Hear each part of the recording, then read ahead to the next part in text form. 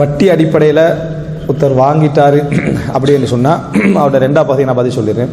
வாங்கிட்டாருண்டா அவர் சொத்து வாங்கிட்டாரு, சுகம் வாங்கிட்டாரு, எல்லாம் ஏதோ லோன் அடிப்படையில் வட்டி அடிப்படையில் வட்டி கட்டி வாங்கிட்டாருன்னு இப்போ அவர்கிட்ட சொத்து கொஞ்சம் இருக்குது. இந்த சொத்துகள் இருந்தால் இது அவர் அந்த வட்டி பணத்தை இதிலிருந்து மீள்றார், தௌபா செய்கிறார். யா அல்லாஹ் நான் இதில் நான் தவறு செஞ்சுட்டேன், தௌபா செஞ்சப்போ என்ன அவர் ஒரு ஆள்கிட்ட எடுக்கலையே, அது பேங்க்குக்கு திருப்பி கொடுக்கலுமா? இயலாது. ஒரு நபர்கிட்ட என்ன செய்யலை, அவர் எடுக்கவில்லை, அவர் யாரும் தெரியாது. இது எப்படி தௌபா செய்கிறது அப்படி என்றால் அவர் நிறைய தான தர்மங்கள் செய்யணும், அவ்வளோதான் அவருக்கு உள்ளது. அவர் என்ன செய்யணும்னா சொத்தை முழுசாக இழக்க வேண்டிய அவசியம் இல்லை, சொத்துக்களை அதை மாற்ற வேண்டிய அவசியம் இல்லை. ரசூலுல்லாஹ் இஸ்லாத்துக்கு வந்த எத்தனையோ பேர் பல வட்டி பொருளாதாரங்கள் பலவிதமான தவறுகள் ஈடுபட்டு தான் தௌபா செஞ்சு வந்தாங்க. ஆனால் ரசூல் ஸல்லல்லாஹு அலைஹி வஸல்லம் அதெல்லாத்தையும் என்ன செய்யலை, நீங்கள் எல்லாத்தையும் கொடுத்துருங்க, எல்லாத்தையும் என்ன செஞ்சிருங்க, இல்லாமல் ஆக்கிருங்கன்னு ரசூலுல்லாஹ் என்ன செய்யலை, சொல்லவில்லை. எனவே அவர் தௌபா செஞ்சு மீண்டு தன்னை கடந்த கால வாழ்க்கையை நினச்சி அவர் என்ன செய்யணும், நிறைய தான தர்மங்கள் செஞ்சுக்கணும். முகைரத் இப்னு ஷுபா ரலியல்லாஹு அன்ஹு அவருக்கு ஜாஹிலியா ஒரு காலத்தில் ஒரு ஃப்ரெண்ட்ஸ்மார்களோட போய்த்து ரோம மன்னர்கள் எல்லாம் சந்திச்சுட்டு பொருளாதாரங்கள் நிறைய எடுத்துக்கிட்டு வார வழியில் எடுத்துகிட்டு வந்த பாட்டிகளை என்ன செஞ்சிட்டாரு, அவங்க தூங்கிற டைமில் அவரை கொண்டுட்டு இவர் முழு பொருளாதாரத்தை எடுத்துகிட்டு என்ன செஞ்சிட்டாரு, வந்துட்டார் முகைரத் இப்னு ஷுபா. அதுக்கு பிறகு மதீனால இஸ்லாத்துக்கு வரார். யாரு?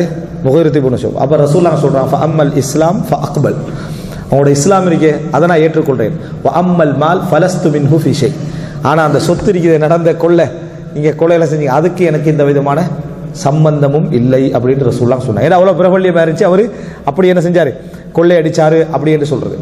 நான் அந்த ஆதாரங்களோட சேர்த்து சொல்கிறேன், நீங்கள் கொஞ்சம் தெளிவில் இருப்பீங்க. ஹுதைபியா உடன்படிக்கையில் வச்சு முகைரத் இப்னு ஷுபா கவர் பண்ணிக்கிட்டு ரசூல் ஸல்லல்லாஹு அலைஹி வஸல்லம் அவருக்கு மெய்ப்பாதுகாவலராக நிற்கிறார். யாரு? முகைரத் இப்னு ஷுபா. அந்த பக்கத்தில் உர்வத் இப்னு மஸ்ஊத் ஸகஃபி வாரார். ரசூலுல்லாஹ்வோட பேச்சுவார்த்தை செய்கிற டைமில் ரசூல் ஸல்லல்லாஹு அலைஹி வஸல்லம் அவர் காஃபிர் ஆகிறார். ஹுதைபியா உடன்படிக்கையில் காஃபிர் பக்கத்துலேருந்து வரார். இப்போ தாடியை பிடிச்சி தான் அவர் என்ன செய்கிறார், ரசூலுல்லாஹ்வோட தாடியை பிடிச்சிக்கிட்டு ஒரு அதிகாரத்தில் இல்லை, ஒரு அன்பான அமைப்பில் பிடிச்சிக்கிட்டு பேசுகிறார். இடைக்கடை தாடியை பிடிச்சி பேசுகிறாரு. முகைரத் இப்னு ஷுபா தட்டி விடுறார்.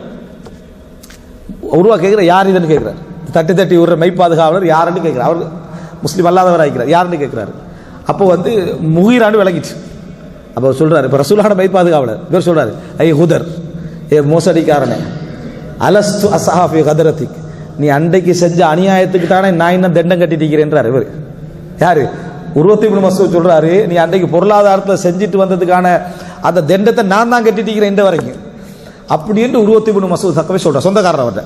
அதை நான் தானே கட்டிட்டிருக்கிறேன், ஹுதர் மோசடிக்காரன் என்று சொன்னதாக அந்த செய்தியில் என்ன செய்து வருகிறது. இந்த இடத்துல கூட அவர் செஞ்சது தவறு பெரிய இது. புற உர்வத் இப்னு மஸ்ஊத் ஸகஃபி இஸ்லாத்துக்கு வந்துடுறாரு, இதெல்லாம் ஓகே.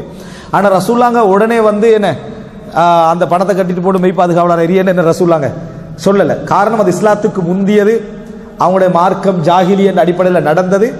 அதனுடைய உரிமை சப்ஜெக்ட் எல்லாம் இவருக்கு அல்லாஹ் கிடையாது உள்ளது. அவருக்கு முடியுமா இருந்தால் அவர் என்ன செய்யணும், அதில் மீட்டு அவர்களுக்கு என்ன செய்யணும், அதை கொடுக்கிற கடமை அவருக்கு உண்டு. ஆனால் இஸ்லாத்துக்கு முந்தின ஒரு பகுதி என்பதனால அதை வழக்கு விசாரிக்கிறதுக்குன்னா ஜாஹிலியா மக்கள் எல்லாரும் என்ன செய்யணும், வழக்கு விசாரிக்க வேண்டிய ஒரு கட்டத்தில் இருந்துச்சு. ஸோ இந்த மாதிரி ஒரு கட்டத்தில் நம்ம தௌபா என்ற பகுதி தான் அதில் இருக்குது. நிறைய தர்மங்கள் செய்யணும் என்ற பகுதி தான் அதில் இருக்குது. மரணித்து விட்டால் அவர் மரணிச்சிட்டார். இதில் இன்னொரு பகுதியை சொல்லிட்டு அவர் மரணத்தை சமைச்சிடுவார். ஒமிம்மா ரஸக்னாஹும் யுன்ஃபிகூன், நாம் அவர்களுக்கு வழங்கியதிலிருந்து அவர்கள் செலவழிப்பார்கள். அல்லாஹ் குர்ஆன்ல சொல்றான், வழங்கியதிலிருந்து அவர்கள் செலவழிப்பார்கள், ரிஸ்க்காக கொடுக்கிறதிலிருந்து அவர்கள் செலவழிப்பார்கள். இப்போ இவருக்கு இது ரிஸ்கா, யாருக்கு? அந்த வட்டியில் சம்பாதிச்சாரே அவருக்கு அது ரிஸ்கா, ஹராமே, ஹராம் முக்காவாசி இருக்குது, ஹராம் ரிஸ்கா. ஒமிம்மா ரஸக்னாஹும் யுன்ஃபிகூன், நாம் அவர்களுக்கு ரிஸ்க்கு கொடுத்ததிலிருந்து அவர்கள் செலவழிப்பார்கள். இப்போ ஒருத்தர் ஹராமா சம்பாதிச்சிட்டாரு, தௌபா செஞ்சிட்டாரு, திருந்திட்டாரு, இது அல்லாஹ் வழங்கிய ரிஸ்கா அவருக்கு என்று ஒருத்தர் உங்கள்கிட்ட கேட்டா, நம்ம பக்கரா வளமையா ஓதுறது தானே.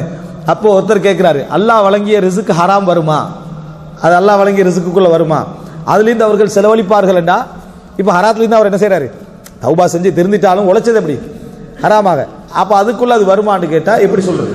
இஸ்லாமிய அறிஞர்கள் எல்லோருமே உடன்பட்டிருக்கிறார்கள், முஅ்தஸிலாக்களை தவிர. அல்லாஹு தாலா ஒரு மனிதனுக்கு ரிஸ்க் வழங்குதல் என்பது கதிரன் அடிப்படையில் அல்லாஹு தாலா கொடுக்கிறது.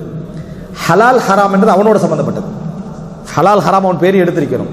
ஹராமாக இருந்தாலும் ஹலாலாக இருந்தாலும் அது அல்லாஹ் வழங்கிய என்ன ரிஸ்க்கு தான். அது ஹராமாக இருந்தாலும் ஹலாலாக இருந்தாலும் அது அல்லாஹ் வழங்கிய ரிஸ்க் தான். உதாரணம், ஒருத்தர் வட்டியில் சம்பாரிச்சு புள்ள வளர்ந்ததுக்குள்ள வட்டியில் 20 வருஷமா புள்ள சாப்பிட்டது வளர்ந்ததெல்லாம் வட்டியில்னு வைங்களே, இதை நான் ரிஸ்க் இல்லைண்டா 20 வருஷமா அல்லாவுடைய ரிஸ்க் இல்லாமல் தான் அவர் என்ன செஞ்சுக்கிறாரு, வளர்ந்துக்கிறான்னு அர்த்தம். யாரு? புள்ள வந்து 20 வருஷம் இவர் சூப்பரான மனிதரை பையன் அல்லாவுடைய ரிஸ்க் இல்லாமலே 20 வருஷமா வளர்ந்துக்கிறார் அப்படின்னு சொல்ல வேண்டி வரும். எனவே ஹராமோ ஹலாலோ அது ரிஸ்க் தான். ஆனால் ஹலால் ஹராமுடைய பொறுப்பு நீ என்ன அல்லாஹ்விடத்தில் பதில் சொல்ல வேண்டிய விஷயம். அதனால அவர் வந்து தௌபா செஞ்சு திருந்தி விட்டார் என்றால், அவர் செலவழித்தால் அது அல்லாஹ்விடத்தில் என்ன செய்யும், அது கபூலாகும். நிறைய தர்மங்கள் அவர் என்ன செய்யணும். பிள்ளைகளை பொறுத்த வரைக்கும் ஒரு குறிப்பிட்ட சில அறிஞர்கள் தான் அது பிள்ளைகளுக்கு எடுக்கக்கூடாத ஹராம் திருப்பி கொடுத்துருன்னு பண்ணாங்க வட்டி விஷயத்துல. பெரும்பாலான அறிஞர்கள் வந்து மீராசா வருகிற நேரத்தில் பிள்ளைகளுக்கு என்ன அது குற்றமாக வராது. சொத்தாக பிள்ளைகளுக்கு வர டைம்ல அது அவங்களோட குத்தம் உண்டு, அதுல இல்லை.